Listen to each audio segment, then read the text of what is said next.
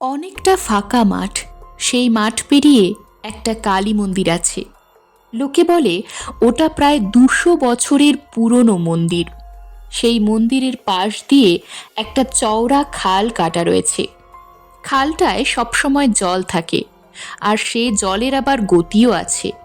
ওই খালটার নাম হলো মরণ খাল। ওই মন্দিরের সামনে একটা হাঁড়িকাঠ বসানো আছে।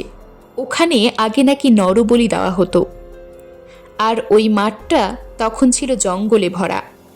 ডাকাতরা ওখানে আশ্রয় নিত, আর ওই মন্দিরে পুজো করে ডাকাতি করতে যেত। ওই ডাকাতদের একজন মা কালীর পুজো করত। করতে করতে সে নাকি কাপালিক হয়ে যায়। লোকে বলে আজও সে রাত্রিরে মায়ের পুজো করে নরবলি দেয়। রাত 2টোর পর দূরের গ্রামের লোকেরা শুনতে পায় কে যেন জয় মা বলে চিৎকার করছে আর ঘণ্টা বাজাচ্ছে।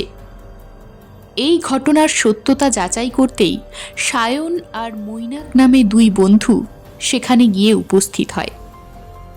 এরপর তাদের সাথে কি কি ঘটনা ঘটে এবং তারা সেখান থেকে কি জীবিত ফিরে আসতে পারবে, এই সব ঘটনা জানতে হলে নিচের লিঙ্কে ক্লিক করুন।